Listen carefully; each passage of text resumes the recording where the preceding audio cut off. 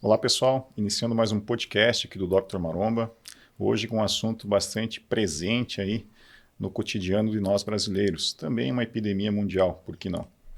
O assunto de hoje será a obesidade, tanto infantil quanto na vida adulta, e os temas relacionados ao emagrecimento, atividade física e uma alimentação saudável para que esse paciente possa ter um percentual de gordura adequado e não acima aí o sobrepeso ou obesidade. Nossos convidados hoje, além do tradicional Beto Stallone, treinador há mais de 20 anos, a nossa querida Maria Letícia, nutricionista especialista em emagrecimento. Sejam muito bem-vindos. Muito obrigada. Pessoal, para iniciar a discussão, a gente vai falar um pouquinho sobre as células de gordura, como elas se formam, a origem, como que é o crescimento desse tecido adiposo e como que ocorre ao longo da vida. Para iniciar aqui, nós temos uma imagem, a produção vai colocar para nós, sobre como é uma célula de gordura. Ela chama-se adipócito. Então, se a gente observar mais atentamente, ela é uma célula normal, com núcleo, ribossomos, mitocôndrias, né? Só que ela difere das demais pelo acúmulo de gotículas de gordura, que se fundem e formam uma estrutura única quando ela atinge determinado tamanho. O peculiar dessas células é que quando nós nascemos e temos a infância e depois a adolescência, ela permanece o mesmo número de células na vida adulta toda. Então tem um crescimento, uma proliferação na primeira infância e na adolescência, depois permanece o mesmo número de células até a velhice. O que muda é o tamanho. Essa célula pode ter uma capacidade de armazenamento muito grande em relação a outras células. Então ela só cresce e retrai conforme a quantidade de gordura que tem no seu interior. Então pacientes que são obesos já na primeira infância, na adolescência, têm uma propensão à obesidade mórbida na vida adulta muito maior do que um indivíduo que foi magro quando criança e na adolescência. Por isso a importância dos pais cuidarem as crianças terem uma alimentação saudável, atividade física, para evitar esse tipo de situação. Tá? Queria ver dos convidados. É muito comum aí na Maria Letícia, na pediatria, por exemplo, não sei se você atende crianças, mas nos dias de hoje, ter obesidade infantil, os pais procuram um tratamento em relação a isso? Não é muito a minha área de atuação, a área infantil, mas eu vejo muita questão da criança, né, da obesidade, está muito relacionada também aos hábitos alimentares da família, né? Porque os pais já são obesos, o filho vem nessa tendência também. Um exemplo, né? Isso. Beto, é por aí também? Por aí também. Eu vi também sobre esse assunto até no DNA também, né?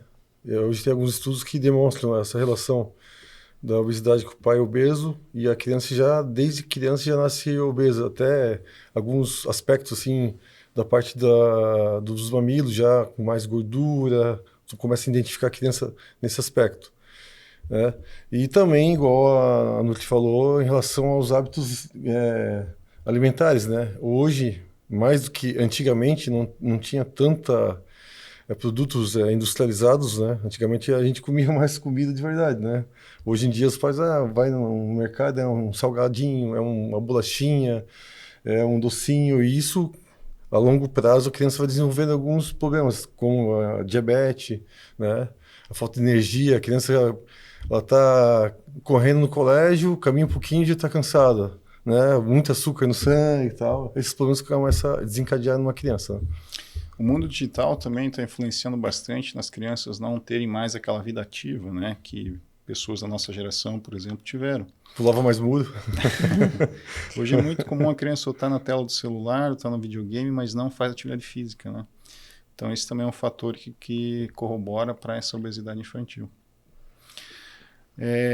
Falando um pouquinho agora de metabolismo, nós temos aqui uma segunda imagem que fala um pouco sobre a glândula tireoide. Essa glândula é bem interessante aí, a regulação dos hormônios que ela produz estão intimamente ligados com sobrepeso ou com o indivíduo com um percentual de gordura muito baixo. Ela produz 3 hormônios. Os hormônios que ela produz são a triiodotironina, que é o T3, e a tiroxina, que é o T4. A tiroxina, ela migra para o tecido periférico alvo e é convertida em T4 livre, onde ela faz a ação. Então, há um equilíbrio aí nessa glândula pelo controle de uma das glândulas centrais, que é a nossa hipófise. A hipófise ela produz um hormônio chamado TSH. O TSH controla a produção e a liberação de T3 e T4. Um terceiro hormônio que é produzido aí pela glândula tireoide é a calcitonina, que faz uma concentração aí na depuração óssea e ao longo da vida diminui um pouco a produção, por isso a fragilidade óssea também nos idosos. Então são esses 3 hormônios produzidos por essa glândula. Quanto ao T3 e o T4, uma pessoa, por exemplo, com uma doença chamada hipotireoidismo, ela tem uma produção menor desses hormônios e o organismo tende a ficar mais lento. Por isso há uma facilidade nesse indivíduo ganhar peso. Os sintomas clássicos são sobrepeso ou obesidade, cansaço, sonolência, indisposição laboral e física, além de fragilidade ungueal, as unhas e o cabelo. Tá? Já o hipertireoidismo é o contrário, quando essa glândula é estimulada de forma muito acentuada e o paciente passa a apresentar uma hiperexcitação do organismo. Então as células passam a consumir muito mais energia. Geralmente são indivíduos magros, com agitação, né? São indivíduos mais agitados psicomotoramente. Eles têm dificuldade em manutenção do peso e também na cognição, na concentração. Em alguns casos, causa também alopécia, que é a queda de cabelo generalizada em algumas regiões do couro cabeludo. Então vejam como 2 hormônios desregulados podem ter alta influência aí no peso do indivíduo e também no seu comportamento. No tratamento dessas doenças, no primeiro caso, a gente utiliza a levotiroxina, que é uma medicação que mimetiza o T4. Com isso, a gente consegue regular o hipotireoidismo. Já no hipertireoidismo, a gente utiliza o tapazol, que faz o mecanismo contrário. Só a título de curiosidade. Então, essa é uma doença bastante comum na população brasileira, mundial também. Em termos de dieta, queria saber um pouquinho da nossa Nutri. Muda um pouco para uma pessoa com hipotireoidismo a dieta ou pode ser igual a outro obeso? Depende, né, das condições do tratamento, se esse hipotireoidismo ou hiper está controlado, né? Se ela venha fazendo esse acompanhamento, a dieta ela muda um pouquinho, dependendo das condições do paciente também. Mas é o que o paciente sempre leva também para o consultório. Eu tenho problema na tireoide, então por isso que eu não emagreço. Muitos associam a isso e não também aos hábitos alimentares. Eles colocam como se fosse a culpa, né, na doença. Exatamente. O treinamento, Beto, para pessoas com sobrepeso, pessoas mais magras, muda? Muda. Eu tive alguns alunos assim, sobrepeso, né? Que a Organização Mundial da Saúde, ela classifica, né? Sobrepeso, obesidade, grau 1, grau 2 e grau 3.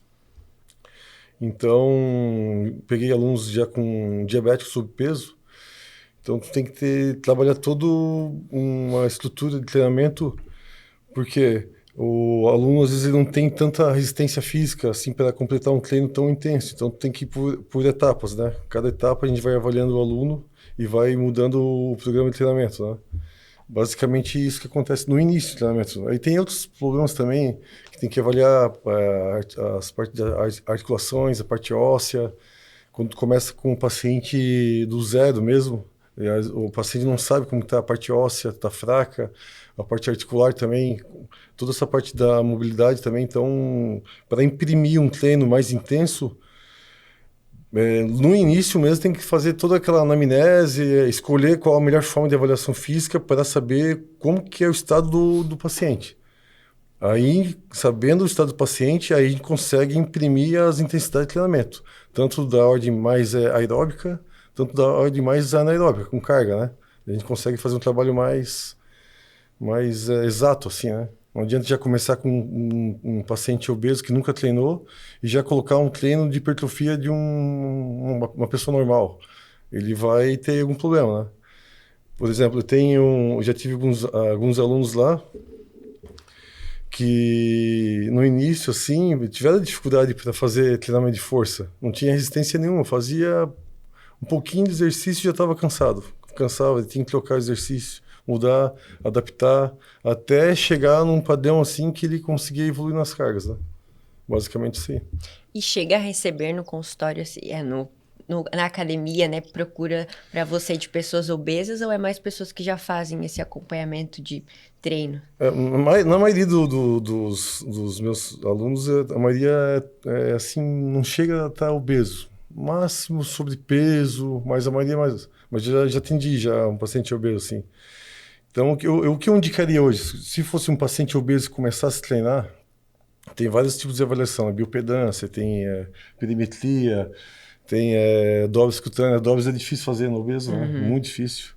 Eu, quando comecei com obeso, eu recomendei a DEXA, né? Que é mais... Tá início, né? Tem gente que não tem muitas condições de fazer uma DEXA, mas hoje a DEXA, tu pode procurar em qualquer clínica em Joinville, o custo não é tão alto, é um custo, né? E é um exame ali que tu vai fazer entre 20 a 10 minutos, não chega a dar tanta radiação no paciente, né? Que é feito num aparelho de radiografia. E só que ali aparece exato tudo que tu precisa saber de informação do aluno. Parte da mineração óssea, se tem um osso bom, que pode ter uma osteopenia, osteoporose e tal, daí já dificulta fazer um treino tão pesado com peso livre. Ou também assim a massa de gordura adiposa aparece exato, né? Aí aparece nos membros do lado direito, lado esquerdo, perna, tal. E também a parte da gordura visceral, ele aparece bem mais exato. Então ali tu consegue, através desse exame, fazer um programa de treinamento em cima disso aí. Porque às vezes tem gordura adiposa, mas o paciente não tem tanta gordura visceral. É difícil não ter, né? Normalmente quando está com muita gordura adiposa, vai estar com muita visceral também.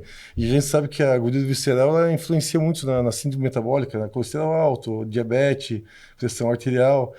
Então, quando tu começa a montar um programa de treinamento e tu identifica todo esse quadro do paciente, aí tu consegue fazer, não, ele vai para peso livre, ele vai para máquina, ele vai fazer um pouco de cardio, sem fazer o paciente ter uma lesão. Às vezes tu pode começar com o paciente obeso e deixar ele num estado mais grave do que estava no início. Isso é bem comum, né? Acontecer, né? Se não tivesse, né, esses... Aí depois, uma segunda avaliação, quando o paciente ele perdeu já um resultado significativo de gordura, aí dá talvez fazer uma bio, fazer uma outra avaliação, uma perimetria dá para fazer, dobras às vezes não dá, né?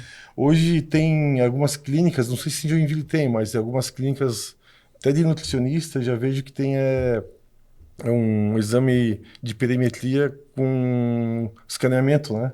Tipo meio laser, igual aqueles do videogame Xbox. Escaneia teu corpo, daí vê todas as tuas medidas certinho e tal. Vê até assim um desbalanço postural, que não é um exame de fisioterapia, né, exato, mas nesse desbalanço tu pode encaminhar para um fisioterapeuta, tem um problema, desvio na coluna, na escápula. Normalmente o obeso vai ter um problema de coluna lombar, vai ter muita hiperlordose por causa do tamanho da barriga, vai empurrar para frente, ele não tem força na parte lombar, ele empurra a barriga para frente, tem problema nos discos, né, da coluna lombar, e um problema também na parte da cervical, que a cabeça dele desce para frente, né? Então é basicamente esses dois. Aí tu já pode encaminhar também para um físio. Então fica mais completa assim, a avaliação para começar um trabalho mais seguro com uma pessoa obesa. Até para colocar para correr ou para caminhar, tem que saber como que esse obeso tá, porque às vezes tem obeso que não tem massa muscular, mas tem muito obeso forte, que tem uma massa muscular e consegue manter uma caminhada com um pouco mais de tempo, até dar um pequeno trotezinho. Tem que ter aquela sensibilidade. Aquela sensibilidade, tem que saber avaliar. Exatamente. Então, nós falamos de metabolismo, um pouco sobre obesidade na infância, os cuidados que a gente tem que ter no meio ali da família para ter uma alimentação adequada e saudável. Mas por que nós engordamos? Qual que é a fisiologia aí de fazer com que o indivíduo magro engorde? Isso está intimamente ligado com a nossa produção hormonal. Nós temos a produção endócrina nas glândulas centrais, em uma região chamada hipotálamo, que é considerada uma das nossas 3 glândulas centrais, que ela é responsável pelo controle e a produção também de 2 hormônios, dentre os demais que ela produz: a leptina e a grelina. Quando nós sentimos fome, há uma liberação do hormônio grelina. Esse hormônio faz com que o indivíduo passe a se alimentar. Quando nós já armazenamos tudo o necessário dentro do estômago, o corpo entende que não há mais necessidade de ingerir, suprime a liberação da grelina e libera o hormônio antagônico, que é a leptina. Nesse momento, o indivíduo passa a ficar saciado. Então, estão esses dois hormônios que controlam a ingestão de comida e a suspensão da mesma. Indivíduos obesos, segundo os estudos que nós temos na literatura, eles produzem mais o hormônio grelina em detrimento da leptina. Por isso, eles estão frequentemente se alimentando. Então, é um dos problemas aí da obesidade, a hiperprodução do hormônio grelina. Basicamente, para a gente controlar, depois a gente vai entrar em parte de terapia medicamentosa, a fome desse paciente, nós temos que controlar esses dois hormônios, tá? Então, evitar que ele acabe liberando muita grelina e liberar mais leptina em detrimento a ficar mais saciado, juntando com atividade física e uma alimentação saudável. Pois bem, nesses dois hormônios, então, aumentam, né, a vontade de a gente comer e a saciedade. Depois que a gente comeu, esse nutriente vai ser absorvido. Aí entra em ação um segundo mecanismo que vai ser a absorção gástrica. No tubo digestivo, nós temos a conexão com um órgão chamado pâncreas. O pâncreas é um órgão relativamente pequeno, em média ele tem 120 gramas, fica localizado aqui na região do hipocôndrio esquerdo. Ele produz um suco, que é o suco pancreático, que faz a degradação dos alimentos, e também tem uma porção que produz hormônios. Então, o pâncreas é considerado um órgão misto. Ele é uma glândula exócrina e endócrina ao mesmo tempo, uma glândula mista, também conhecida como glândula anfícrina. Quando ele libera esses hormônios, eles controlam aí a quantidade que entra de energia na célula e o que é armazenado no tecido. As estruturas que produzem esses hormônios são chamadas de ilhotas de Langerhans.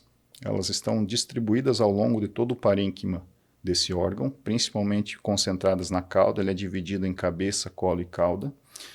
A concentração maior dessas ilhotas de Langerhans está na cauda. De todo o pâncreas, as ilhotas correspondem a apenas 2% da estrutura desse órgão e são responsáveis pela produção de todo esse arcabouço hormonal que controla a entrada de nutrientes nas células e o armazenamento no tecido devido. Dos hormônios que ele produz, 4 são os mais proeminentes: a insulina, o glucagon, a somatostatina e o polipeptídeo pancreático. São os 4 principais. Também produz um pouco de gastrina e grelina. Os 2 primeiros, insulina e glucagon, fazem o controle energético. A insulina pega a glicose da corrente sanguínea, né, em palavras mais grosseiras, e faz o carreamento dela para dentro da célula para ser metabolizada através do ciclo de Krebs e virar energia. O glucagon, ele armazena a energia no tecido e também faz o oposto. Ele tira do tecido para ser metabolizado. Então, esse é o mecanismo. Na alimentação, dependendo do tipo de alimento, vai ser o metabolismo. Queria saber de vocês, quando a gente ingere mais alimento, açúcar, por exemplo, vai ter mais energia. Tem diferença no treino de um atleta assim, de uma alimentação desse tipo? Que eu sempre falo para meus pacientes, o carboidrato vai dar energia, mas se eles não consumirem a proteína, não vai dar saciedade também, né? Exato. Então precisa ter essa combinação. Claro que a gente pode utilizar algumas estratégias pré-treino de mais carboidrato para dar um pouquinho mais de energia, mas a proteína também muito relacionada. Tem que treinar, né? Tem que treinar. Tem que metabolizar essa energia, não tem que estocar, né? No pré-treino, o que é mais indicado, Maria? Uma refeição que tenha mais carboidratos ou que tenha equilíbrio entre carboidratos e proteínas? Se for muito próximo ao treino, seria recomendado mais carboidrato. Se for 2 horas antes do treino, ali 3 horas antes, poderia ser uma refeição completa, como um almoço, um lanche da tarde. Aí poderia ter proteínas, carboidratos, que daí a digestão vai ser mais lenta e até o treino a pessoa já vai se sentir mais tranquila. Quando a pessoa vai comer e já treinar, eu recomendo um carboidrato mais rápido. Quanto tempo leva para a pessoa absorver esse carboidrato? Ela comeu, vai fazer uma refeição pré-treino, por exemplo. Aí o nutricionista recomendou comer um doce, por exemplo, antes do treino. Quanto tempo antes ele deve ingerir esse carboidrato? Eu sempre recomendo de 30 a 40 minutos antes do treino. Ótimo. E quanto tempo ele vai perdurar dando energia para esse paciente lá na academia? Tem um tempo estimado? Ah, vai depender do treino, né? Mas ele consegue estar realizando o treino tranquilamente, depende da alimentação também ao longo do dia, e não só esse pré-treino, né? E também da refeição pós-treino para dar todo esse suporte. Eu sempre recomendo que a refeição pós-treino seja até 4 horas depois, né? No máximo até 4 horas depois do treino. Nessa refeição pós-treino, o que você acha mais interessante? O paciente consumir mais proteínas para degradar em aminoácidos e restaurar a fibra muscular, ou consumir mais carboidrato para prevenir a glicogenólise, por exemplo?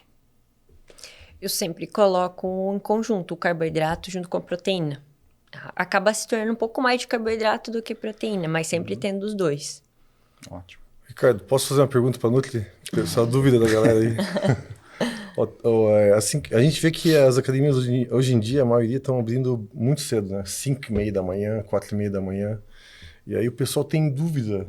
O pessoal que treina a hipertrofia, o que comer antes do treino, ou se não come, ou come antes de dormir, mas a pessoa quer emagrecer, quer ganhar massa muscular. Pode comer antes de dormir? Precisa treinar 6 da manhã, ou não pode? Como é que funciona? Pode comer antes de dormir, pode treinar em jejum. Sempre fala que vai depender de como a pessoa se sente, né? E depende da rotina também. Então, se a pessoa se sente bem treinando em jejum, o treino rende bem, pode treinar em jejum, mas vai depender da última refeição do dia ali que vai dar essa energia para o treino. Ah, ela acorda com fome, ela já tem essa necessidade de estar consumindo algo pela manhã, então consome uma banana com mel, alguma coisa, é um pão com uma geleia, algo que dê uma rápida absorção, carboidrato, treina e depois do café, depois do treino, realiza o café da manhã como pós-treino. Mesmo para o emagrecimento, o aluno ele quer comer antes de dormir, ele treina às 6 da manhã. Não vai influenciar no emagrecimento se tiver o cálculo calórico durante o dia? Não vai influenciar. Não influencia, né? Não. Tem que avaliar como é que está a disposição dele no treino. Se o treino dele não rende, o ideal seria colocar alguma coisa então antes do treino para estar consumindo. Ótimo. Tem uma média de calorias, Maria, para um indivíduo que precisa emagrecer. Ele está aí com sobrepeso, uma obesidade grau 2, precisa emagrecer. Tem um percentual de calorias que esse indivíduo deve ingerir baseado num treino aí diário de 1 hora que ele tem para treinar? Do treino e ingerir. Então, vai depender muito, né? Existem vários cálculos da nutrição que a gente realiza para calcular a taxa metabólica, o gasto energético total, em relação ao peso, à altura, à composição corporal. Se a gente for calcular uma regra de bolso ali para saber mais ou menos quanto que a pessoa poderia ingerir de calorias, o peso vezes de 20 a 25 calorias. Seria uma regra por quilo, uma regra de bolsa, assim, para a gente mais ou menos ter uma média de questão calórica. Ok. E esse peso é o peso-alvo do paciente ou o peso que ele está? O peso que ele está. O peso que ele está. Ok. Essa é uma dúvida de muita gente. Claro que esse seria, digamos, um cálculo mais superficial, mas se a gente faz uma consulta, faz avaliação, o peso, a altura, tudo, a gente já consegue ter um cálculo mais preciso referente ao gasto que ele tem no exercício, que tipo de atividade que ele faz, como é que é a rotina, então consegue fazer um cálculo mais preciso em relação ao paciente também. Perfeito. Produção, tem uma imagem aqui, só para complementar um pouquinho do que nós comentamos antes, sobre a liberação e a absorção de nutrientes baseado na produção hormonal. Então, para o pessoal de casa poder entender, aquele órgão central ali é o que é o nosso pâncreas, tá? Então, as porções que eu comentei anteriormente é dividida em cabeça, colo e cauda. Aquela parte final ali antes do baço é o que mais produz os hormônios, tá? Que mais tem concentração das ilhotas de Langerhans. Aqui a gente tem um corte, um desenho histológico, né, um pouco maior do que fosse uma ilhota. Então a gente tem o acino, que é um conglomerado de ductos ao em volta, e no centro tem a ilhota de Langerhans. As ilhotas, apesar de corresponderem a apenas 2% de todo o tecido pancreático, elas concentram aproximadamente 16% de toda a circulação sanguínea que passa no pâncreas. Elas são extremamente irrigadas. E também grandemente inervadas, tá? Quanto às distribuições, então eu comentei desses 4 principais tipos de células. Elas têm 6 no total.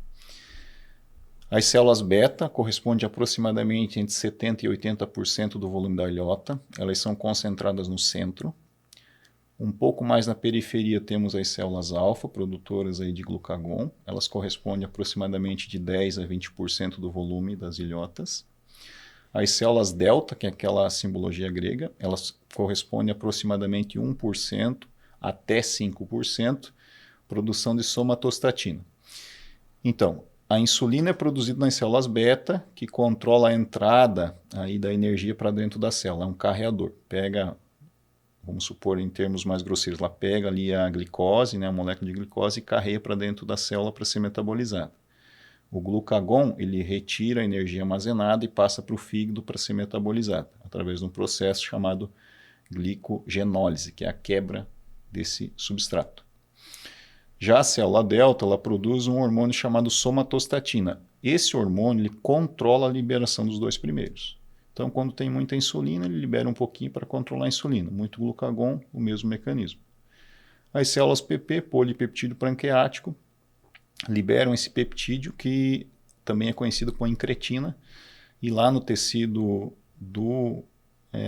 da luz do intestino gástrico, ele produz uma quantidade maior as incretinas GLP-1, que a gente vai comentar posteriormente aí em formas de tratamento. Então, basicamente, isso aqui é a estrutura pancreática, os acinos, ilhotas de Langerhans, a produção desses hormônios tão importantes aí. A insulina se fala muito aí na doença diabetes, né? Então, nós temos alguns tipos de diabetes, o mais comum é o diabetes mellitus, subdividido em tipo 1 e tipo 2. No diabetes tipo 1, as células beta, elas entram em falência, elas morrem, aí o indivíduo não produz insulina. Já no diabetes mellitus tipo 2, ela vai tendo uma disfunção. Então, ela vai tendo produção cada vez menor. Essa é a diferença do indivíduo que tem diabetes mellitus tipo 1 para o indivíduo que tem diabetes mellitus tipo 2. Então, aí você já pode perceber, indivíduo com diabetes mellitus tipo 1, não adianta usar remédio que não seja o hormônio. Tem que usar insulina. Não existe outro tratamento para esse indivíduo. Já o diabetes tipo 2, assim como outros, como insípidos, diabetes gestacional, existem tratamentos que não são diretamente o hormônio. Então, essa é uma diferença bem importante aí para vocês guardarem. Pois bem, então aqui o mecanismo fisiológico dessa liberação hormonal. E agora a gente pode entrar nas doenças, né? Falamos um pouquinho do diabetes. No caso da obesidade, o que ocorre? Então, nós temos ali as células beta que produzem insulina. Essa insulina é produzida em demasia, o paciente começa a sobrar energia, essa energia vai ser armazenada. O primeiro forma de armazenamento são os glicogênios, né, que ficam no tecido hepático depois nos músculos. A segunda forma é o mecanismo dos lipídios. Então, dali que o indivíduo começa a engordar e o adipócito começa a aumentar de tamanho.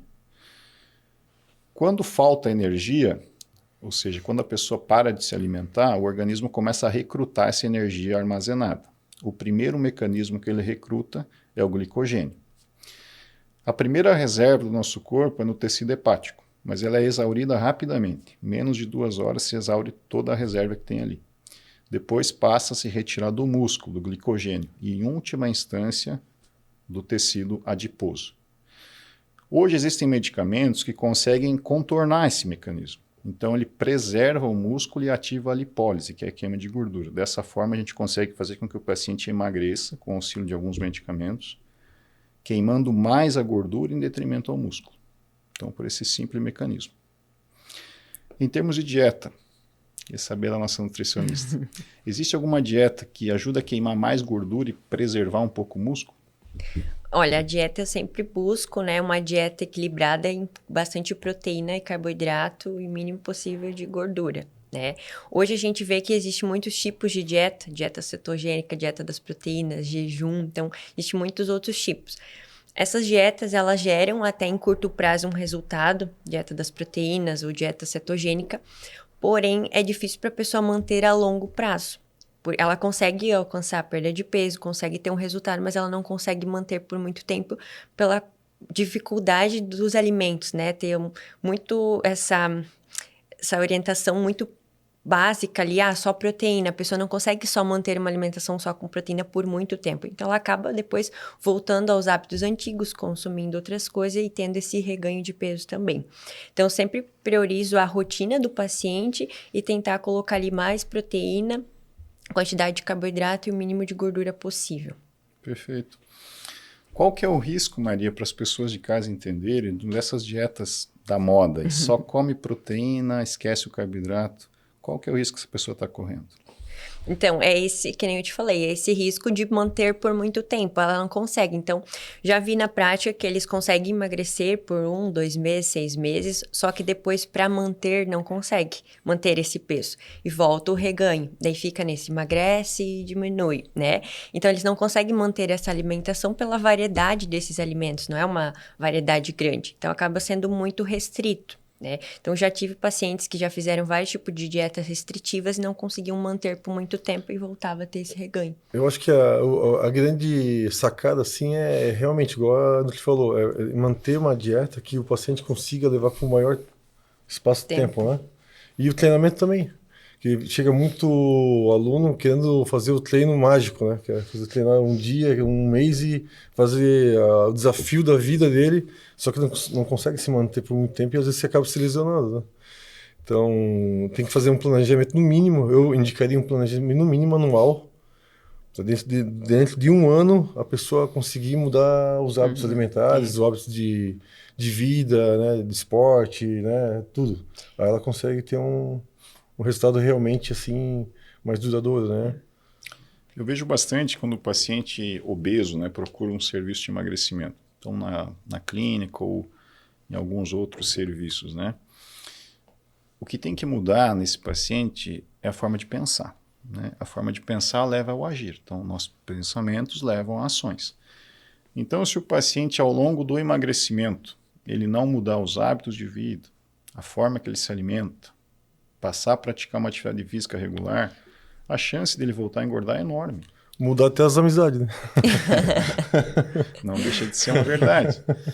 Então, o efeito sanfona, que é tão temido por todos, né? Qual é a diferença do emagrecimento temporário, esse efeito sanfona, e do definitivo? É o tempo. Eu sempre falo isso em consultório. Então, se o paciente emagreceu, ele levou lá 2, 3, 6 meses para atingir o peso ideal. Ele necessita permanecer com aquele peso, pelo menos de 18 a 24 meses, para que toda a estrutura neuroendócrina se reestruture, se module novamente, para que o corpo entenda que aquela é a nova forma física dele. Se ele não fizer isso, me cuidei 6 meses, 1 ano, rapidamente o corpo vai fazer de tudo para voltar à velha forma, porque ele entende que você está passando necessidade. Entende? Então, a gente precisa convencer o paciente a entender que a necessidade de permanecer magro é muito mais importante do que o simples emagrecimento. Eu sempre falo isso em consultório. O paciente vai até a minha clínica ou nas clínicas de emagrecimento. Emagrecer é fácil. O difícil é permanecer magro. Então, você tem que mudar a tua forma de pensar, a forma de agir. A academia ou atividade física tem que ser seu aliado. Você não pode ver isso como uma dificuldade, como um entrave, sim como algo que vai lhe auxiliar uma nova vida. E a forma de se alimentar. Então, muitas vezes, né, a companhia é complicada. Você tem um casal, já tive problema não digo, mas situações onde no casal um faz e o outro tenta puxar. Tem paciente que já nasce já com uma obesidade desde criança, já, né? Mas tem aquele que era magro e virou gordo, né? E depois ele quer emagrecer. Daí ele engordou em 5 anos, ele quer emagrecer em um mês. E em 2 meses. Não fecha a conta, né? Por isso a questão das dietas também muito restritivas, ou essas dietas da moda, porque a pessoa ela emagrece, só que ela não consegue manter. Então a pessoa demora muito tempo, 5 anos para engordar, e ela quer em 1 mês emagrecer tudo, né? Então, quando a gente inicia um tratamento de obesidade, emagrecimento, tem que permanecer um tempo de acompanhamento, de consultório. Eu sempre prezo que a alimentação seja prazerosa para a pessoa e que ela vá mudando os hábitos e mudando um pouquinho o estilo de vida, a rotina, porque se ela não entender isso no seu dia a dia, ela não vai conseguir manter depois por muito tempo também. Exato, exatamente. Bom, acho que a gente já pode falar um pouco sobre tratamentos, né? A gente entendeu aqui o mecanismo de fome, os hormônios que são liberados, por que a pessoa engorda, o risco de uma obesidade infantil. E hoje os tratamentos que nós temos, podemos lançar mão aí para auxiliar esse paciente que almeja um emagrecimento. Basicamente, se a gente refletir um pouquinho sobre o que nós falamos aqui, temos que o quê? Mudanças de hábito de vida, atividade física, uma alimentação adequada. Mas o obeso ele tem uma grande liberação do hormônio da fome, a grelina, então a gente tem que dar um jeito de diminuir esse apetite desse paciente, né? Hoje existem basicamente aí 2 medicamentos que auxiliam efetivamente no emagrecimento, né? Então, na moda hoje, né, a gente ouve muito falar das canetas que emagrecem, né? Então temos lá a Saxenda, que é a liraglutida, a semaglutida, o Ozempic, mais recente aí tem o Mounjaro, que é uma medicação que está em fase de teste, foi liberada para uso em indivíduos com diabetes, mas ainda não para o emagrecimento. Então aqui nós temos alguns exemplos, né? Então, as canetas de emagrecimento, como ficaram conhecidas, né? Substâncias, então, liraglutida, semaglutida e a tirzepatida, que é o Mounjaro. Qual a diferença aí dessas canetas? O mecanismo de ação, tá? Os 2 primeiros, semaglutida e liraglutida, têm o mesmo mecanismo de ação. Eles atuam num hormônio chamado GLP-1. Esse hormônio é liberado lá no intestino e faz a absorção dos nutrientes. Ele também é conhecido como incretina. Então, esse hormônio, quanto mais liberado, mais vai absorver nutrientes no intestino desse paciente. Essa medicação consegue dificultar ou diminuir a liberação desse hormônio e, consequentemente, o paciente absorve menos nutrientes. Então, ele já retarda a absorção intestinal e vai obrigar o organismo a tirar energia de algum lugar. Então, ele vai precisar da energia vital ali para sobreviver. Como a Maria comentou antes, uma dieta de 25 calorias por quilograma peso. A gente tem na literatura entre 25 e 30 para manutenção fisiológica, né? Então, ele precisa dessa energia. Primeiro mecanismo vai ativar aí a retirada do glicogênio através de alguns carreadores para ser metabolizado. Em segunda instância, a gordura.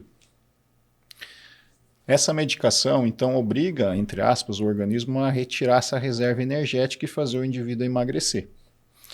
Mas, se nós não cuidarmos um segundo mecanismo para que esse indivíduo também tenha energia suficiente para praticar sua atividade física, manter uma dieta regrada, ele fica fraco e pode abandonar o tratamento, né?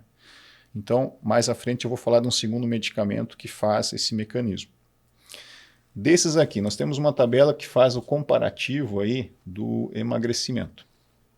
Essa tabela aqui ela é recente, ela foi traduzida aqui para o Brasil, mas é norte-americana, comparando aí o poder de ação das 3 medicações, né? Então nós temos a forma de uso, no caso aí da liraglutida uso diário e da semaglutida e da tirzepatida uso semanal. Então as doses variam de 0,6 mg até 3 mg para a liraglutida, semaglutida de 0,25 mg até 2,4 mg semanal.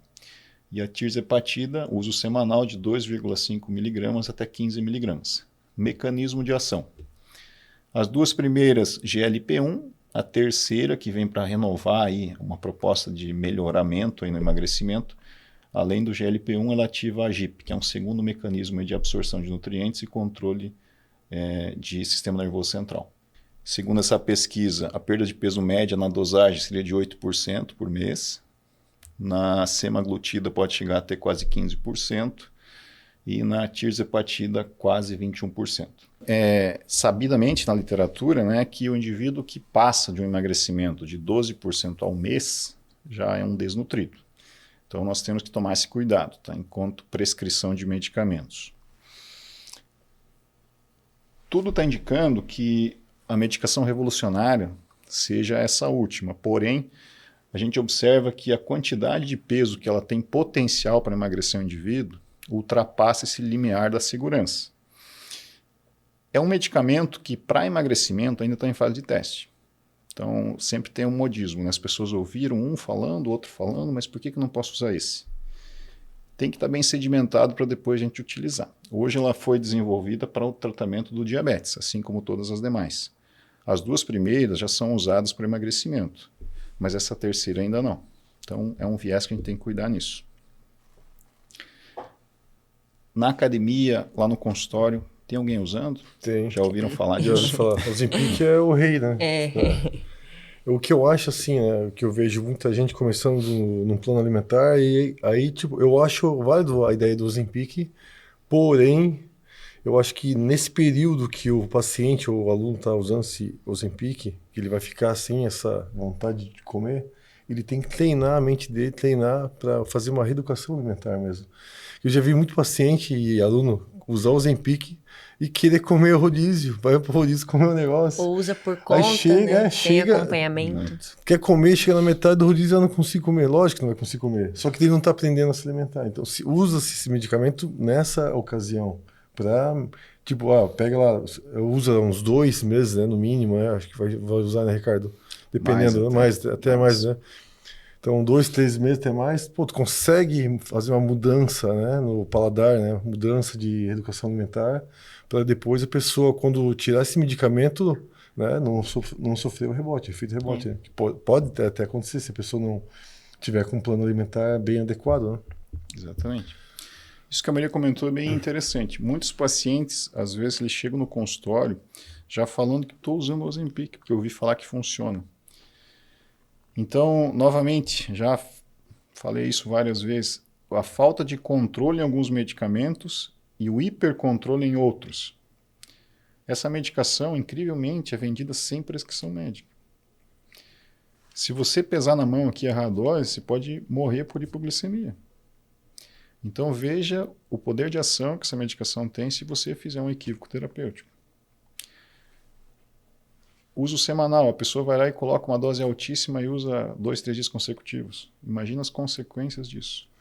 Então tem que tomar muito cuidado. Era mesmo da época dos remédios emagrecedores que tinha antigamente, da fetamona, da sibutramina também, né? O pessoal comprava até meio que de uma forma toda irregular e a pessoa estava sobrepeso, obeso e queria usar o negócio, não sabia, não fazia o exame e a pessoa não sabia o risco de vida que ela estava correndo, né? Exatamente. Sem comer, um obeso sem comer, daqui a pouco podia dar né? Passar mal, porque a insulina está alta, isso, aquilo, podia passar mal até na academia. Então, esses medicamentos tem que ter cuidado, tem que ter um médico acompanhando, uma nutri acompanhando, um treinador vendo todo o teu histórico, né, de remédio, medicamento, nutrição, tudo, para poder fazer um planejamento mais adequado, né? Sem ter risco, né? Sem ter risco, né? Então, pessoal, a gente falou um pouquinho das canetas e de emagrecimento, né? Mas qual que é realmente o mecanismo de ação desse medicamento, como que ele funciona e propicia o emagrecimento?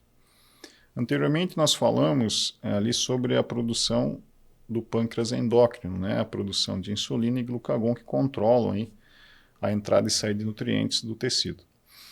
Esse medicamento, ele mimetiza o glucagon e controla a liberação do GLP-1. Então, ele dificulta a absorção intestinal, ou seja, o organismo para de absorver aquela mesma quantidade de nutrientes, passa a absorver menos. E por mimetizar a ação do glucagon, ele vai fazer com que retarde-se a liberação desse hormônio lá nas células alfa do pâncreas. O pâncreas entende que tem e não libera. E como ele entende que tem, ele libera mais insulina. Então, esse paciente tem uma hiperliberação de insulina e um retardo na liberação do glucagon. Se tem muita insulina na corrente sanguínea, o organismo precisa de energia, mas essa energia não está chegando, porque o GLP-1 não absorve. Então, ele ativa um segundo mecanismo que é a lipólise, que é a queima de gordura. Então, se não tem glicogênio, passa para a lipólise.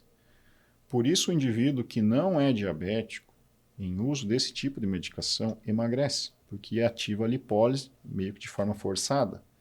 E ele acaba ativando esse metabolismo e essa queima de gordura ocorre. Eu comentei anteriormente que se o paciente usar só esse tipo de medicamento, ele acaba se sentindo fraco, porque mesmo metabolizando, esse alimento não vai para a célula. Então, para evitar que isso ocorra, é interessante que esse paciente faça o uso de um medicamento que lhe dê energia. Hoje no Brasil nós temos legalizado pela Anvisa e prescrição por especialistas e um acompanhamento de perto a medicação chamada sibutramina. A anfepramona, que o Beto comentou anteriormente, foi retirada de mercado por causar dependência química ao usuário. A sibutramina, se for utilizada em longo período, também tem risco, por isso ela é uma medicação tarja preta. Você pode usar em concentrações adequadas por um médico treinado, especialista que possa lhe acompanhar corretamente. Funciona muito bem, porém não pode ser prescrita de qualquer jeito. Tá? O que esse medicamento faz? Ele atua lá no sistema nervoso central. Então lembra que o hipotálamo controla e também produz os hormônios da fome e da saciedade, a grelina e a leptina. Então ele suprime a produção da grelina e estimula a produção de leptina. Então o paciente não vai ter fome e vai ficar saciado com o uso desse remédio. Um segundo mecanismo, ele libera hormônios de prazer e bem-estar. Serotonina, endorfina, em menor escala dopamina, então o paciente se sente bem, com energia, com vigor e consegue desempenhar suas atividades. Por isso a combinação desse medicamento com a liraglutida ou a semaglutida, o resultado final é muito mais efetivo, porque o paciente consegue manter a terapia, tendo energia, comendo pouco e se exercitando. Funciona muito bem. Mas lembrando, acompanhamento de perto, por um intervalo de tempo cronometrado. Não pode se estender muito, tem que fazer um desmame adequado. Tá? Ricardo, um obeso diabético, ele pode usar Ozempic? Diabetes. Essa medicação ela foi desenvolvida para o diabetes. Né? Então, o diabetes mellitus tipo 2. Ele pode ser usado sim, mas não com a finalidade de emagrecimento. Se usar com finalidade de emagrecimento, você tem que ter um cuidado redobrado, tá? Para não causar hipoglicemia nesse paciente. Então, na minha visão, e no que o medicamento faz, é mais interessante esse paciente só controlar o diabetes dele, não lançar mão do mesmo para o emagrecimento e sim utilizar outros recursos para emagrecer, conciliado a alimentação adequada e atividade física. Não é que não pode, mas o risco é grande. O que eu vejo também muito no consultório é pacientes que não são obesos, mas querem eliminar pouco peso e fazem a utilização dessas canetas. Existe alguma quantidade de peso que a pessoa poderia começar a usar esse tipo de caneta? Sim. Na classificação internacional ali do sobrepeso e obesidade, esse tipo de medicação só é indicado em obesidade acima do grau 2. Acima disso, antes disso não é indicado. Então, a sibutramina também, obesidade grau 1 para 2, menos do que isso não. Mas realmente, também já tive pacientes que almejam o desejo de usar esse medicamento para fazer um emagrecimento rápido. Se for um uso bem controlado, em curto intervalo de tempo, acho que a sibutramina em dose baixa até pode ser uma aliada. Se ele já treina, já faz uma dieta adequada e não está conseguindo emagrecer, acho que pode ser interessante. Mas semaglutida e liraglutida eu não prescreveria.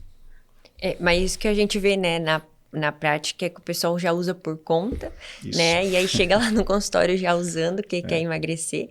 Ou eles, eu, ao invés de procurar Nutri, eu vou usar essas canetas para emagrecer e depois não faz acompanhamento. E aí é que elas sentem a dificuldade, porque acaba tendo muita fraqueza, esses efeitos também, porque não tem um acompanhamento e não seria indicado para ela, né? Exatamente. Ricardo, e mudando um pouco do assunto, sim, o hormônio GH, ele é efetivo para um obeso ou não? O GH? O GH é um hormônio chamado somatropina. Né? Somatropina é produzida pela hipófise, que é uma das 3 glândulas centrais. O GH nos obesos, ele sempre vai ser mais baixo, ele vai ter uma hipoprodução. Muitas vezes, até colegas médicos, até especialistas, prescrevem GH para obeso de forma equivocada. Se você simplesmente emagrecer esse obeso, ele vai produzir mais GH e mais testosterona. Então, o tratamento para o obeso não é a reposição, e sim o emagrecimento. Aqui a gente tem uma imagem da sibutramina, que é um medicamento aí bastante utilizado para o emagrecimento. Ele é tarja preta. Então, esse medicamento ele é utilizado em dosagens diárias, de uso diário. As dosagens, segundo a farmacologia, serão de 15 miligramas ao dia, podendo ter no máximo até 45 miligramas dia. Tá? Então, dependendo aí do caso, a gente faz essa estruturação. Ela tem uma meia-vida média de ação de aproximadamente 10 a 12 horas. Então, pode ser dividida em 2 tomadas diárias, nunca muito próximo ao período noturno, porque o paciente vai ter dificuldade em dormir, porque libera aqueles hormônios de bem-estar, prazer, euforia e acaba dificultando o sono. Então, sempre pela manhã e no máximo a segunda tomada até metade da tarde. Esse é um medicamento aí que está no mercado já há bastante tempo, ele veio substituir a anfepramona, que foi retirada por causa da dependência química. Tá?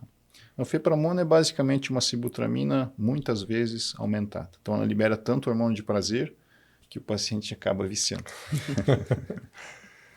Ricardo, e os exames laboratoriais, né, os marcadores bioquímicos, quais que seriam os que o obeso teria que fazer quando chegasse uma consulta mais importantes para o obeso? Bom, a primeira coisa a gente tem que ver nesse paciente, tá? Então, o perfil lipídico, né? Ver se ele está com colesterol elevado, provavelmente vai estar. Triglicerídeos, né? Ver aí um apanhado geral nos exames, saúde do fígado dele também, TGO, TGP, fazer um exame de imagem, né? Para ver um grau de esteatose hepática.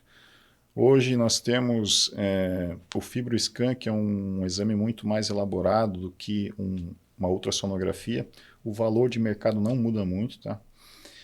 Ele é um exame aparelho operador dependente, também depende aí da qualidade de quem realiza o exame, para a gente ver se esse fígado está doente ou não.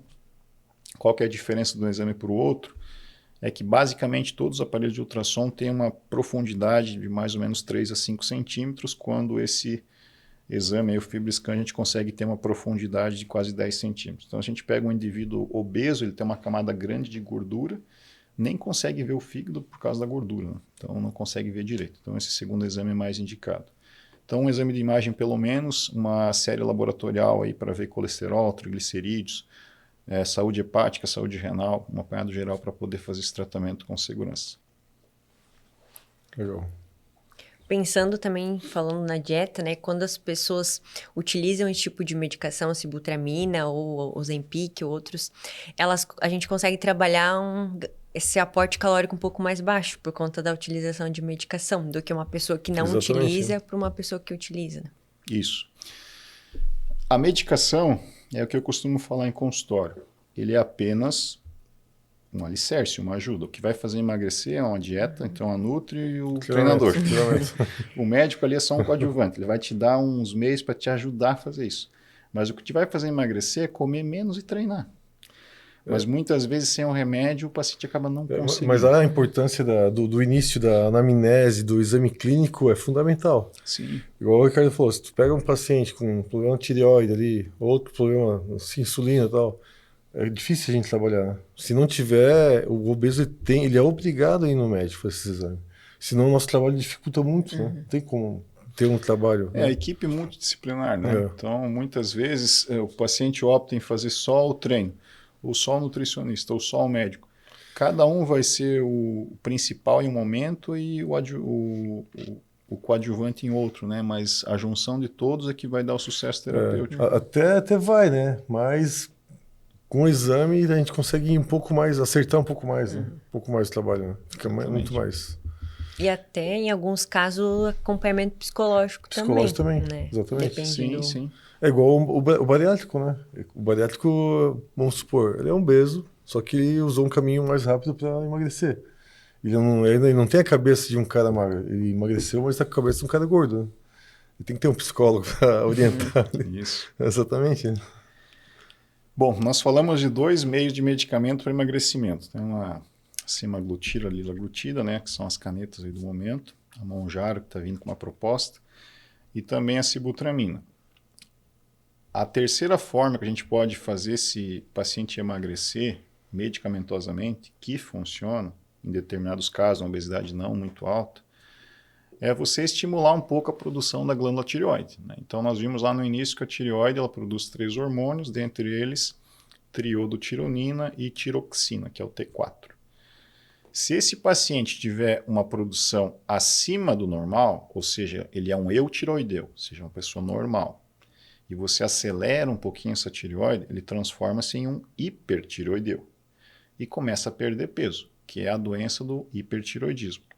Mas é um tempo cronometrado, um período de uso, onde esse paciente vai ficar com uma hiperestimulação temporária.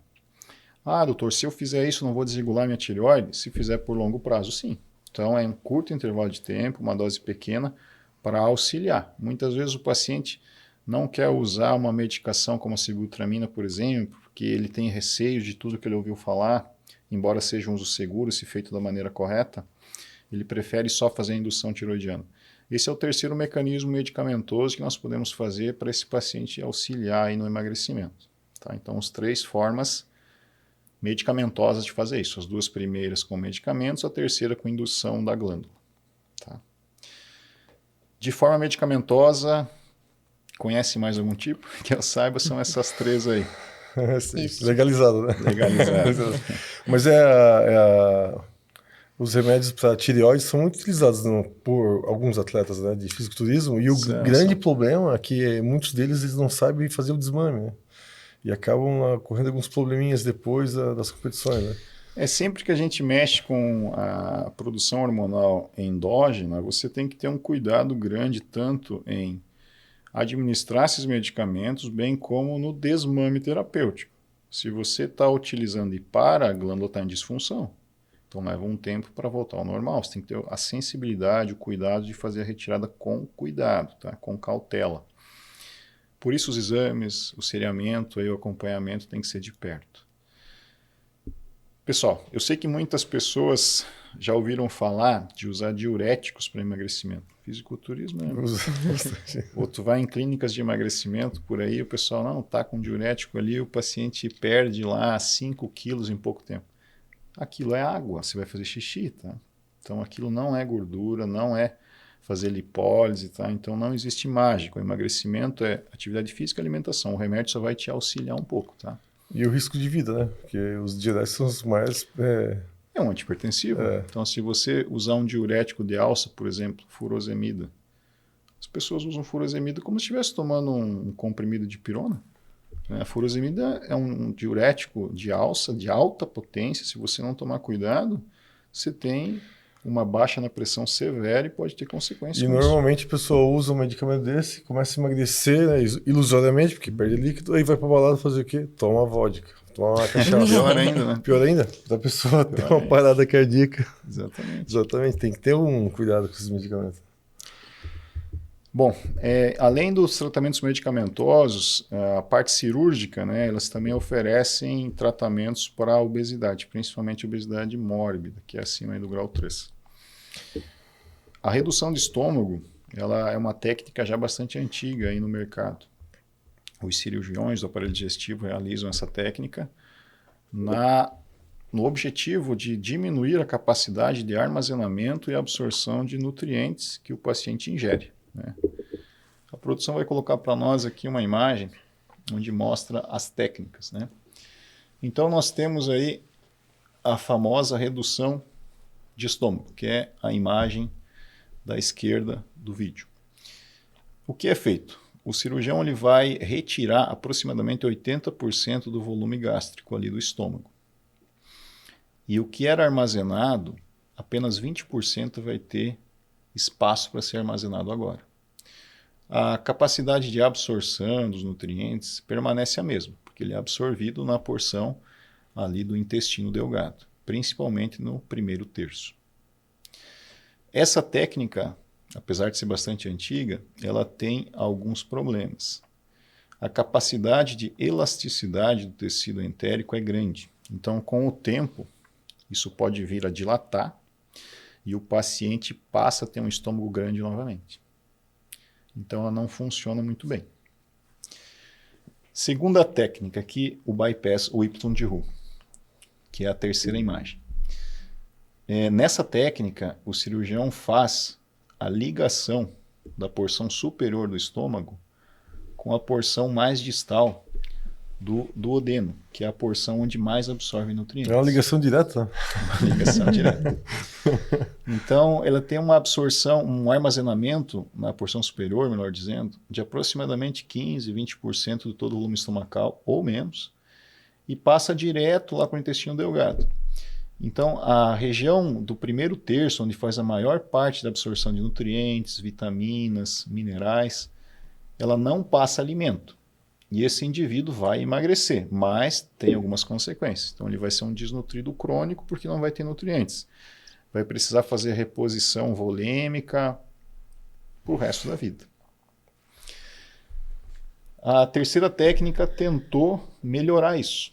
Então ela fez ali um desvio na parte superior, mas passando também por esse primeiro terço do intestino.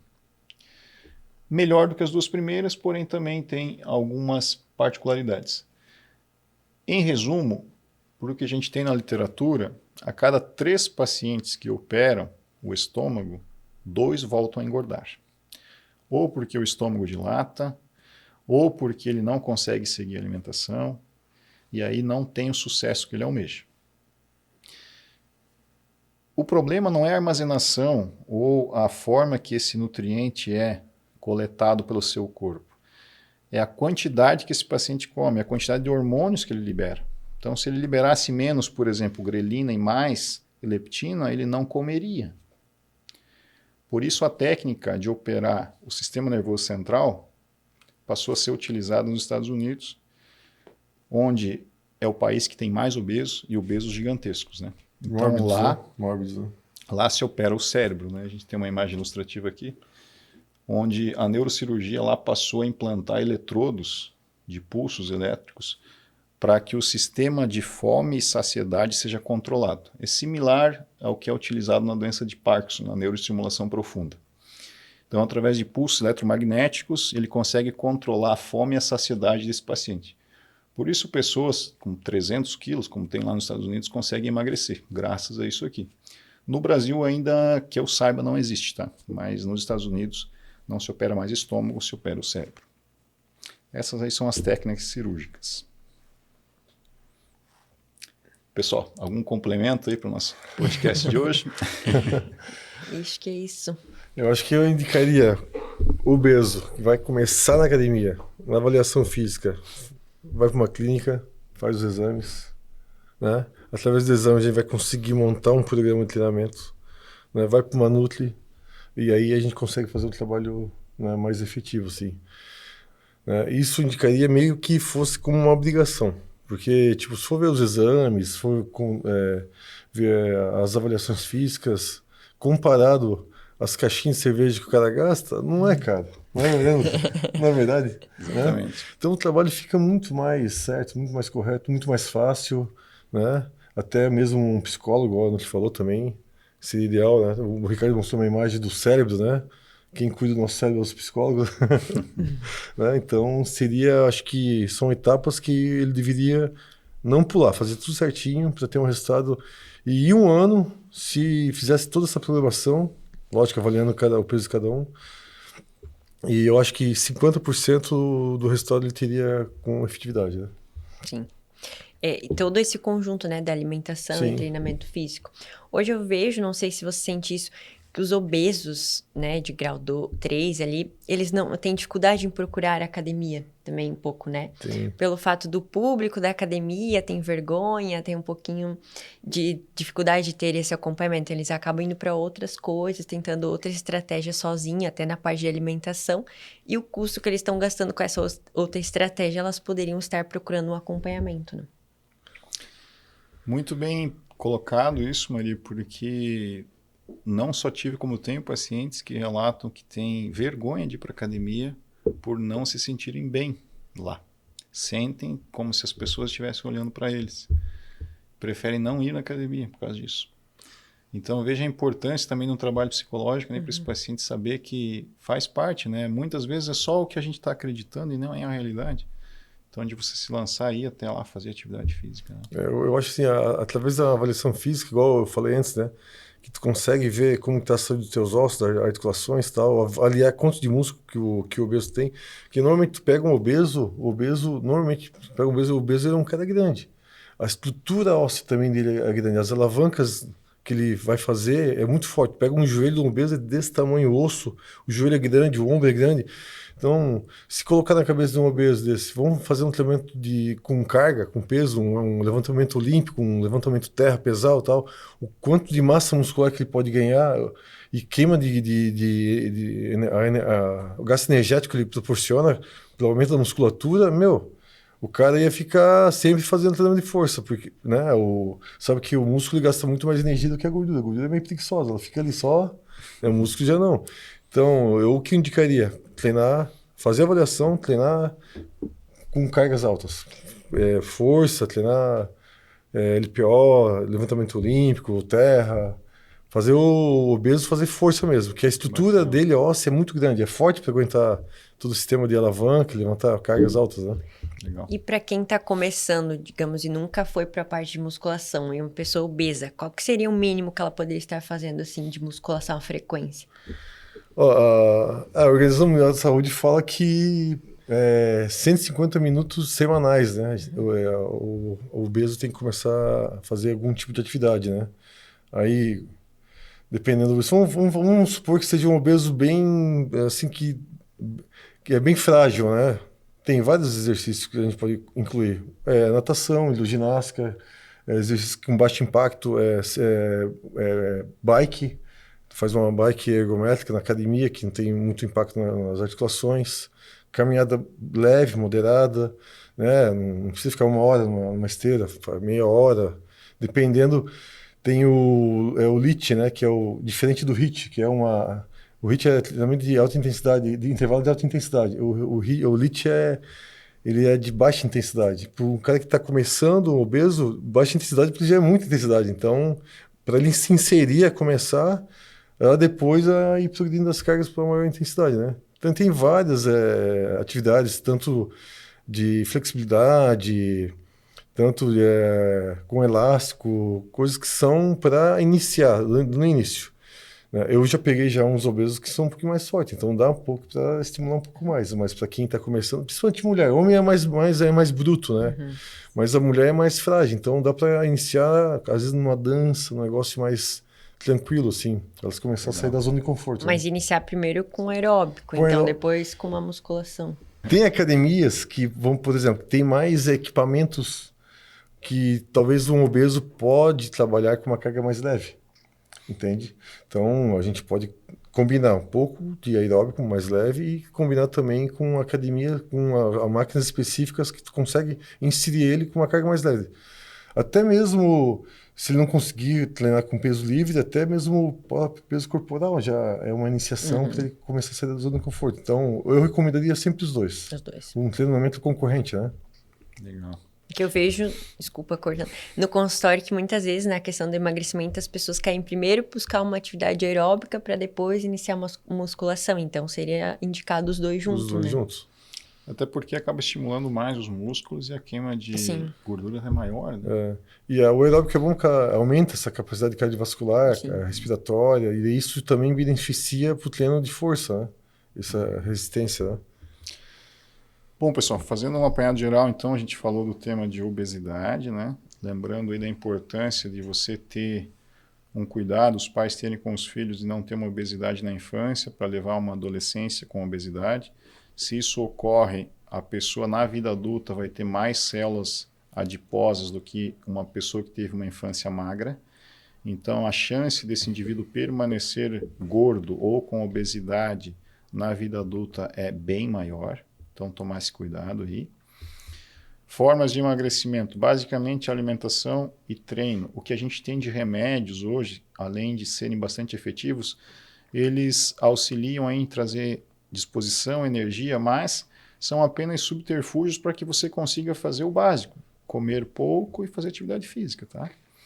Em termos de medicamento no mercado, hoje nós temos 2 classes bem efetivas e a terceira seria a indução aí da glândula tireoide de forma controlada, e as técnicas cirúrgicas, né? A parte ali intestinal e também no sistema nervoso central em países de primeiro mundo. Então, basicamente isso que a gente tem para emagrecimento hoje, com relevância literária e comprovação aí nos estudos científicos que realmente funciona. Não existe mágica, tá? O emagrecimento deve ser feito com um período de tempo, acompanhado por profissional aí, nutricionista, por um bom educador físico, por um médico, se possível, tá? Que possa lhe prescrever os medicamentos nas doses e concentrações adequadas. Emagrecer relativamente não é difícil, o difícil é permanecer magro esse período de 1 ano e meio, 2 anos, para que você mude aí a taxa metabólica e permaneça um indivíduo magro pelo resto da vida. Bom, gostaria de agradecer os convidados, hein? Beto Stallone, a Maria, nossa querida nutricionista. Um forte abraço a todos. O podcast de hoje fica disponível no canal aí do Dr. Maromba, na Clínica Olympus. E até o próximo episódio. Fechou.